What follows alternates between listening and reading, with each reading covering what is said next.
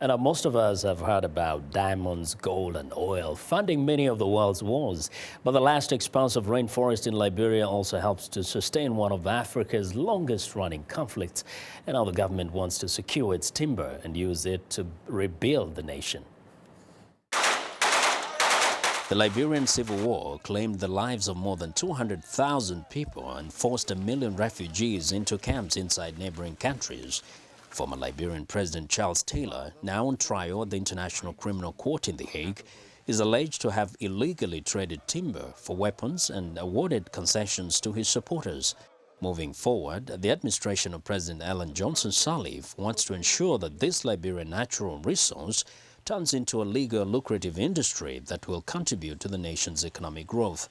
Using technology from the European firm SGS, Liberia has installed a tracking system called Liber4 that traces each individual log bound for export to the area of the forest where it was felled.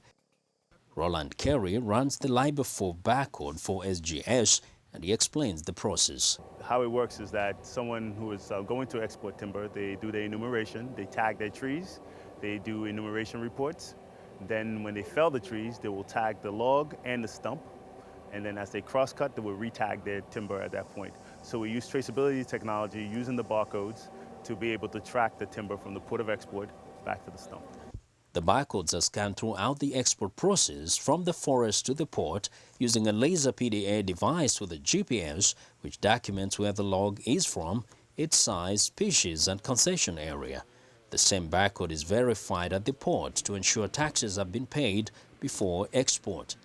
In the 5 years since the UN lifted its timber sanctions on Liberia, the sector has struggled to recover, mainly because most of the country's infrastructure, roads, bridges and ports were destroyed during the war. Before the war, forestry accounted for about 60% of the country's gross domestic product. The recovery of the timber industry has been slow, with projections that over the next decade, it will contribute less than 5% of the national budget.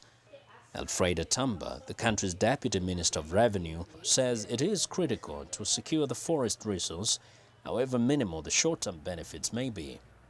We think that one key action of the government has been to implement the chain of custody. And by implementing the chain of custody, we have secure, hopefully, the revenue and from stumpage to export. So once the sector is fully rehabilitated, we will begin to realize, the impact, the full potential of the chain of custody agreement. Not everyone is happy with the tracking system. Liberia Civil Society says although SGS, which is an independent group, has started documenting violations, they cannot enforce the laws or prosecute offending companies. The civil society claims the government that should be enforcing the laws has actually been bending the rules. They should not be giving partial annual harvesting certificate, but that's what they do. And so SGS, as the chain of custody managers, they are not a law enforcement agency. Therefore, they go ahead and honor the partial annual harvesting certificate, which in our view is a violation of the law. They know it is a violation of the law, but they say to you, we are not an enforcement agency.